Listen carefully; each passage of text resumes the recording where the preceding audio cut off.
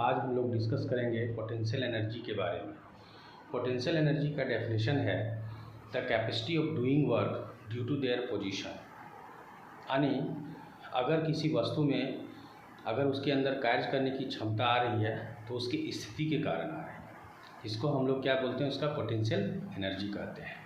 आप देखते होंगे ऊपर उठाई गई हथौड़ी में, यानी अगर हम ऊपर उठाते हैं किसी भी दीवार में, जैसे काटी ठोकने के लिए, कील ठोकने के लिए, जैसे क्या होता है कुछ दूर हम लोग क्या करते हैं, इस तरह से ऊपर उठाते हैं, हाथ को इस तरह से ऊपर उठाते हैं, तभी जाकर दीवार में हम लोग काटी को ठोक पाते हैं।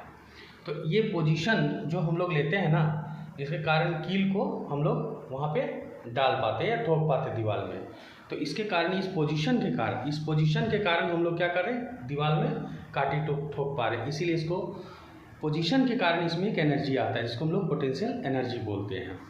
और जैसे तीर हम लोग चलाते हैं तो उस समय हम लोग क्या करते हैं, धनुष में खींचते हैं, धनुष में रस्सी से उसको तीर को खींचते हैं और जब छोड़ते हैं तो वो आगे जा कर के किसी को भी घायल कर देती है। तो ऐसा क्यों होता है, क्योंकि पोजीशन के कारण। एक और एग्जांपल लेते हैं, ऊपर उठाया गया पत्थर जब हम लोग छोड़ देते हैं तो क्या होता है, उसके नीचे अगर शीशा उसा रखा है तो उसको तोड़ देगा।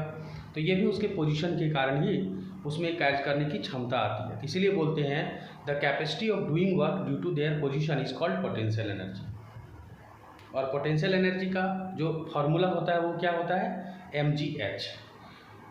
और ये चूँकि एनर्जी है तो इसलिए इसका जो SI यूनिट होगा वो क्या होगा, जूल में हम लोग मेजर करेंगे।